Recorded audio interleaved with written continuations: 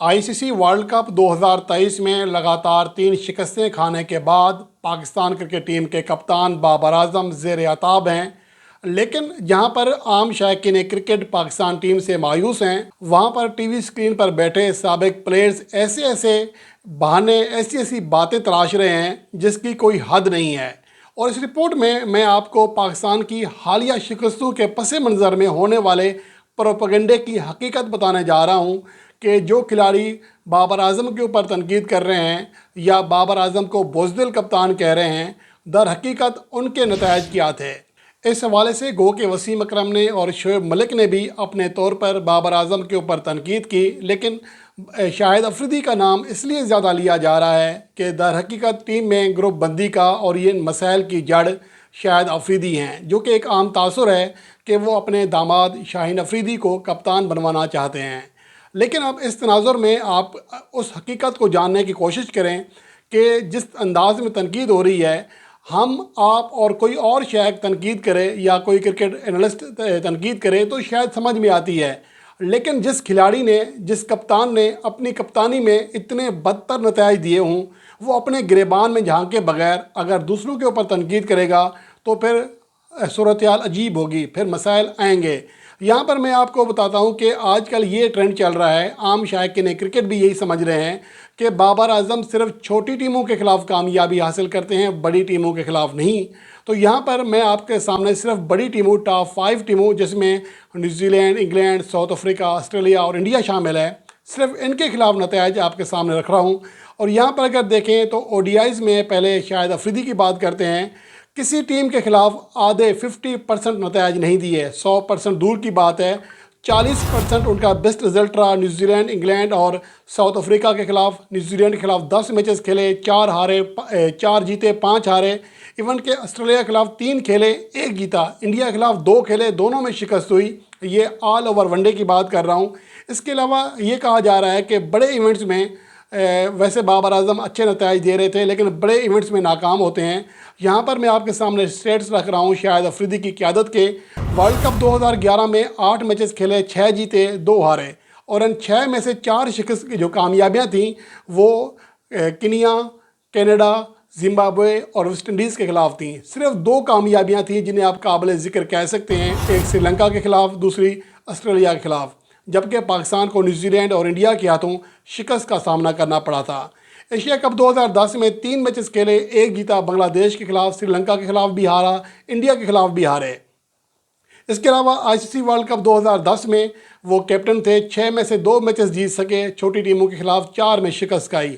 इसके अलावा Asia cup 2016 में जो कि T20 फॉर्मेट का था, उसमें वो कप्तान बनकर इंडिया गए, 4 मैचेस खेले, 2 जीते और 2 में शिकस्त का सामना किया। इसके अलावा वर्ल्ड T20 2016, इसमें यह उनका आखिरी इवेंट था बतौर कैप्टन भी, बतौर खिलाड़ी भी। 4 मैचेस खेले, मां सवाए बांग्लादेश के, दीगर सभी तीनों मैचों में शिकस्त का सामना किया।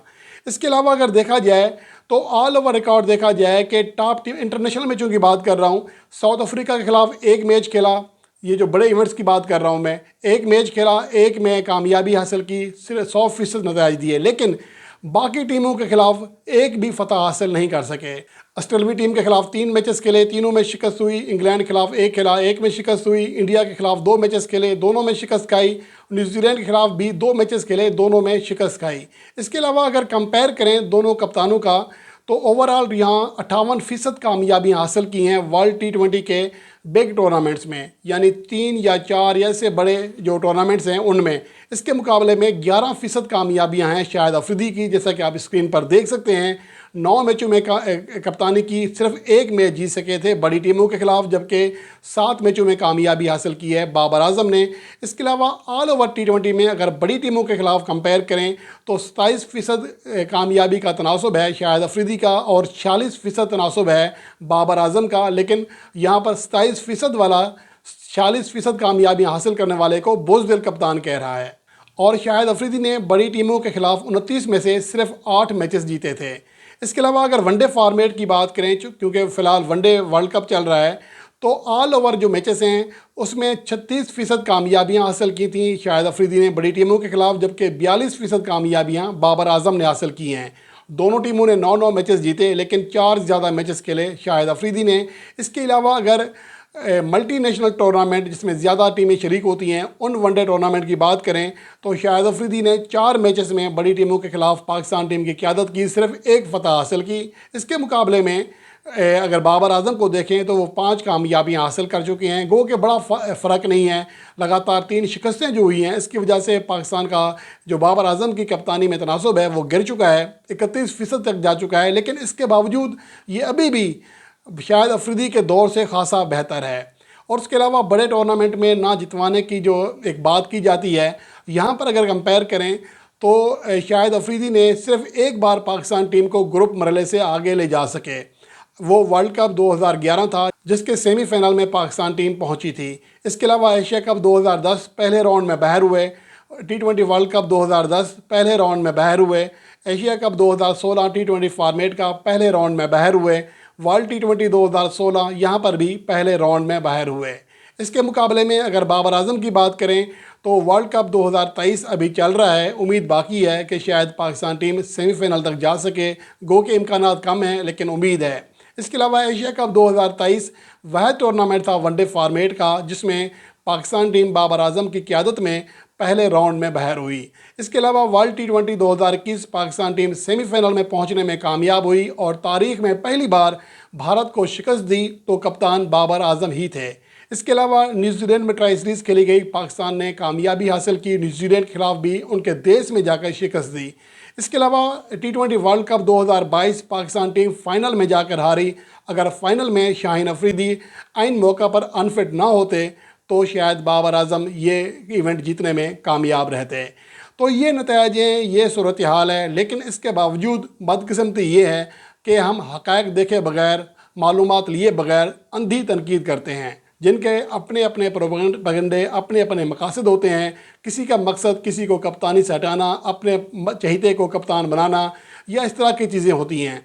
अब जो सूरत हाल सामने आ रही है उसके मुताबिक अगर देखा जाए तो बाबर आजम बतौर कप्तान ज़्यादा नाकाम नहीं है। लेकिन अगर उनकी क़यादत में अचानक तब्दीली आ जाए, कोई खिलाड़ी अचानक अंडर परफॉर्म करना शुरू कर दे तो इसका ज़िम्मेदार किसी भी तरह कप्तान को नहीं ठहराया जा सकता।